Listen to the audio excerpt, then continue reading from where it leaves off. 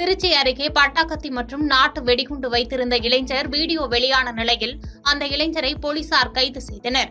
திருச்சி மாவட்டத்தைச் சேர்ந்த இளைஞர் ஒருவர் பட்டாக்கத்தியை கையில் வைத்துக் கொண்டு நாட்டு வெடியை வெடிக்கும் வீடியோ கடந்த சில நாட்களுக்கு முன்பு சமூக வலைதளங்களில் வைரலாகி பரபரப்பை ஏற்படுத்தியது.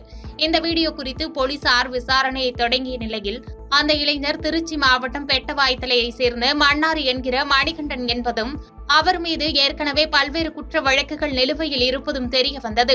போலீசார் அவரை தேடி வந்த நிலையில் பெட்டவாய்த்தலை அருகே மணிகண்டன் பட்டாக்கத்தி வைத்துக் கொண்டு பொதுமக்களை மிரட்டி வந்ததாக தகவல் அறிந்த பெட்டவாய்த்தலை போலீசார் சம்பவ இடத்திற்கு சென்று மணிகண்டனை கைது செய்து சிறையில் அடைத்தனர். பாதகம் செய்பவரை கண்டால் நாம் பயங்கொள்ளலாகாது பாப்பா, மோதி மிதித்து விடு பாப்பா, அவர் முகத்தில் உமிழ்ந்து விடு பாப்பா.